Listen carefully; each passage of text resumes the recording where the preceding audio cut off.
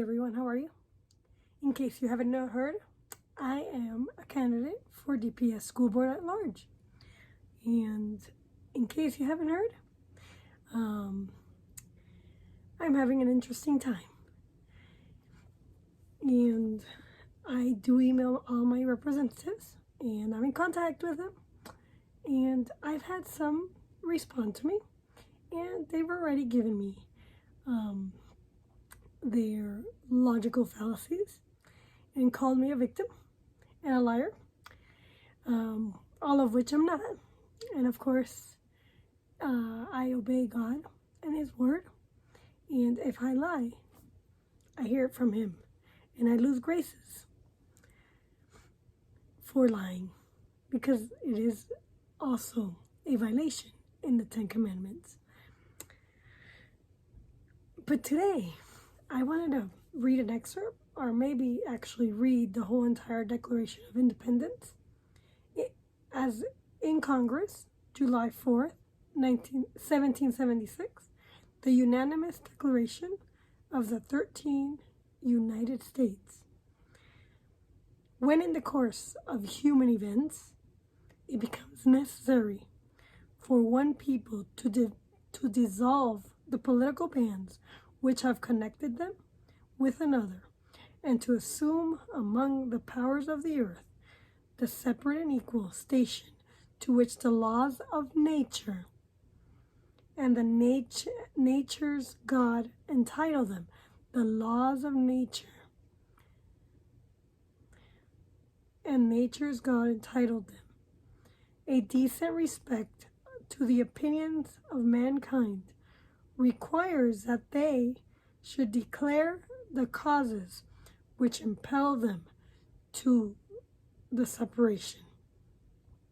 We hold these truths to be self-evident, that all men are created equal. Man, in those times, for you feminists, meant woman too. As you know, women, get rid of the WO and you have man. Okay? Humans, get rid of HU and you have man. Men, women are taken from the rib of man and created equal with men. All men are created equal, that they are endowed by the Creator with certain unalienable rights, that among these are life, liberty, and the pursuit of happiness. That to secure these rights, governments are instituted among men, deriving their just powers from the consent of the governed. That whenever any form of government becomes destructive of the ends, it is the right of the people to alter or abolish it and to institute new government, laying its foundation on such principles and organizing its power in such form as to them shall seem most likely to affect their safety and happiness. Prudence, indeed, will dictate the governments long established should not be changed for light and transient causes, and accordingly all experience has shown that mankind are more disposed to suffer while evils are sufferable, and than to right themselves by abolishing the form to which they are accustomed. But when a long train of abuses and usurpations, pursuing invariably the same object, evinces a design to reduce them under absolute despotism, it is their right, it is their duty to throw off such government and to provide new guards for their future security, such has been seen the patient sufferance of these colonies, and such is now the necessity which constrains them to alter their former system of government.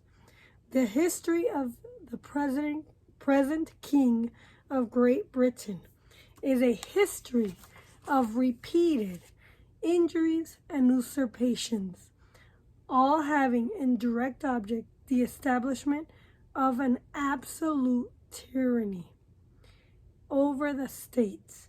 To prove this, let fact be submitted to a candid world. And these are the facts laid out by the Founding Fathers of why America must cede to the King of Great Britain back in 1776. Listen carefully, because this is history. Follow the history, not the science. He has refused his assent to laws and most wholesome and necessary for the public good. He has forbidden his governors to pass laws of immediate and pressing importance unless suspended in their operation till his assent should be obtained. When so suspended, he has utterly neglected to attend to them.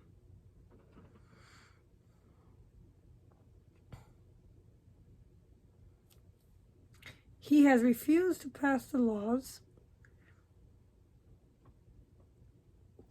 other laws for the accommodation of large districts of people, unless those people would relinquish the right of representation in the legislation, a right inestimable to them and formidable to tyrants only.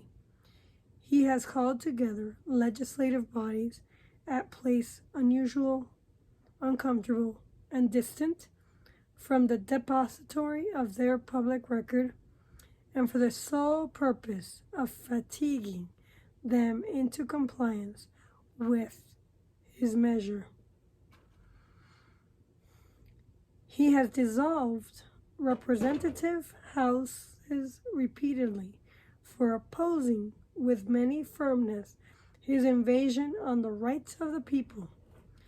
He has refused for a long time after such dissolution to cause others to be elected, whereby the legislative powers, incapable of annihilation, have returned to the people at large for their exercise, the states remaining in the meantime exposed to all dangers of all invasion from without and convulsions from within.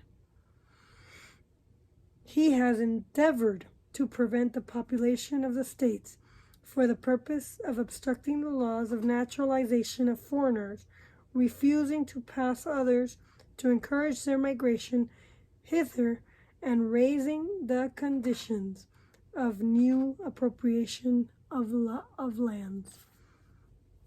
He has obstructed the administration of justice by refusing his assent to laws for establishing judiciary powers.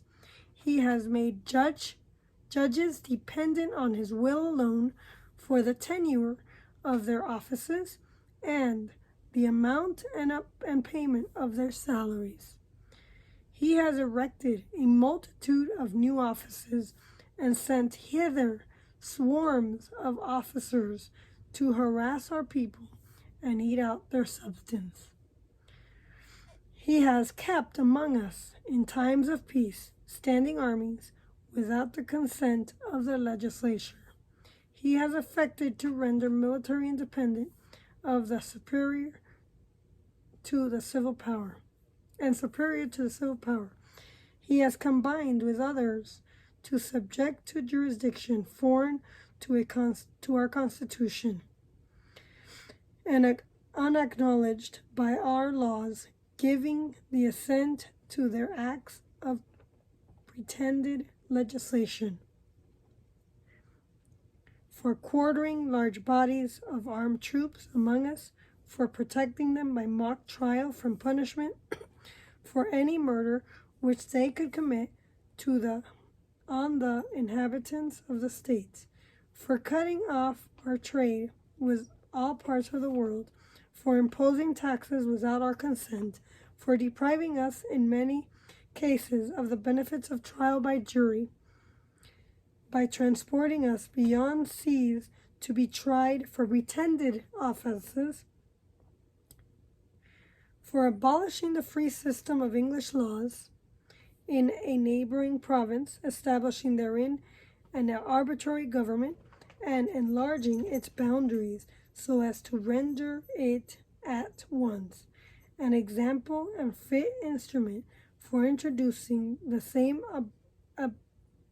absolute rule into these colonies, for taking away our charters, abolishing our most valuable laws, and altering fundamentally the forms of our government, for suspending our own legislatures and declaring themselves invested with powers to legislate for us in all cases whatsoever.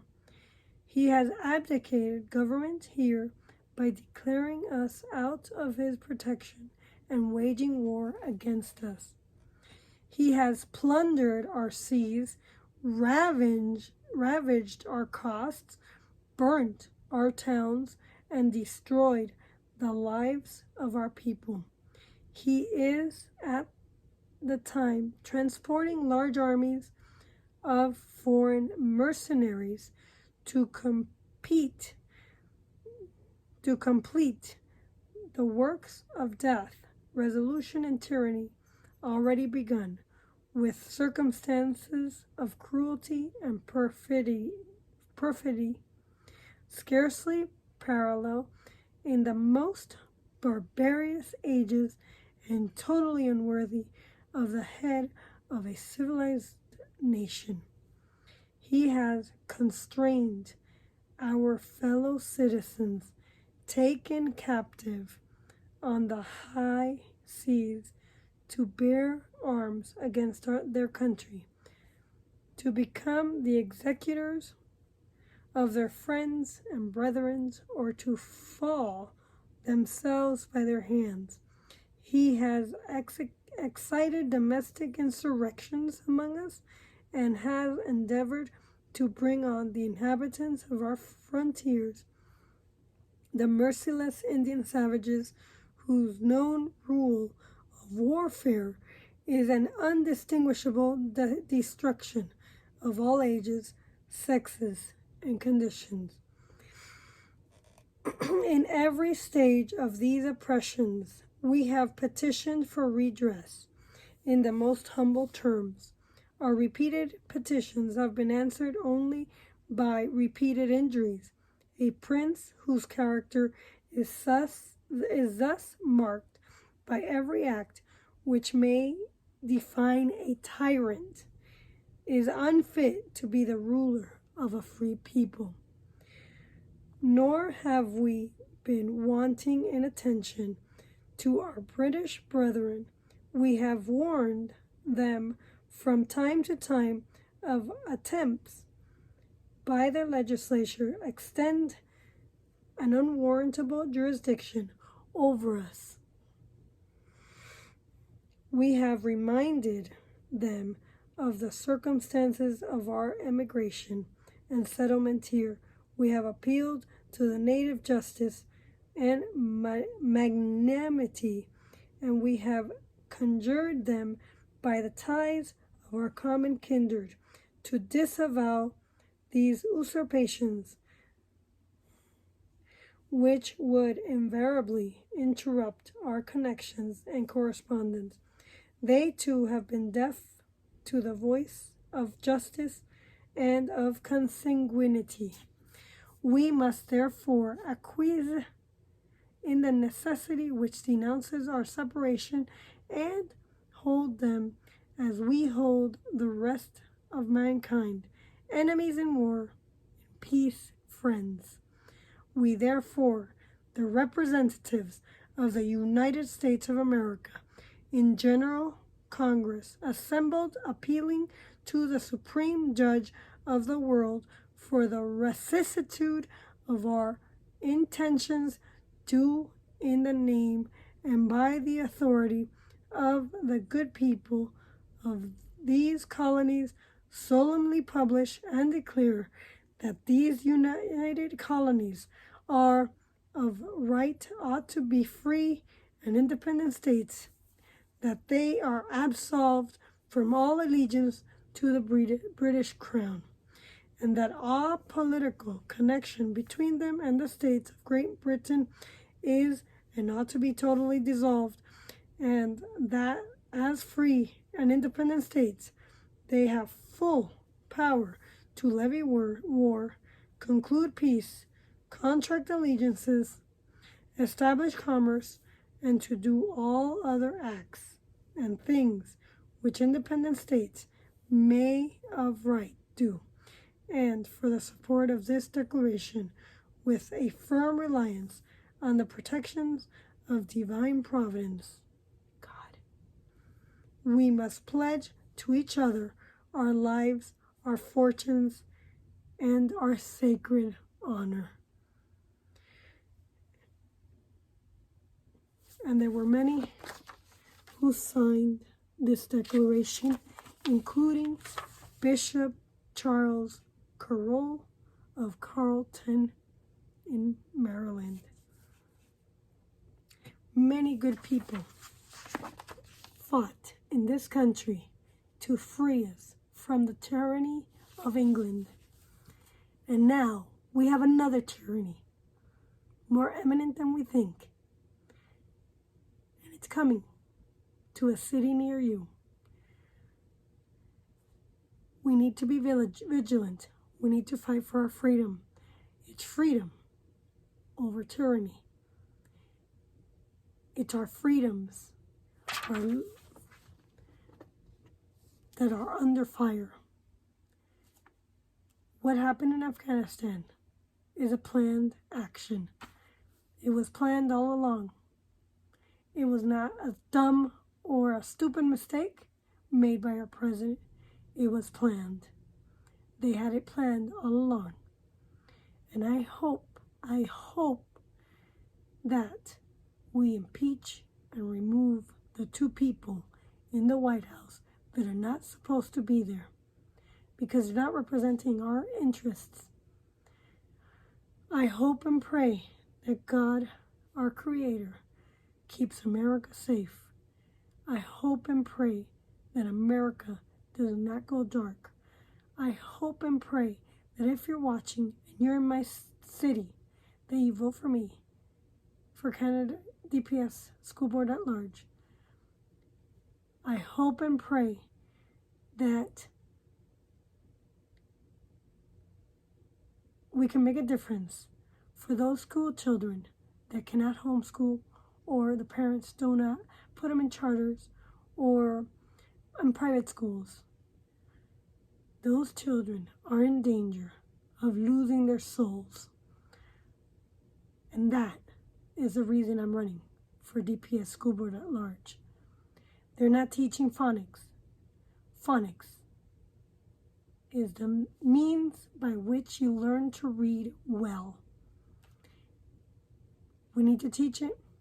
We need to bring back grammar, parsing a sentence, so that kids can learn to read, write, and cipher the way they used to before the turn of the century, the 20th century.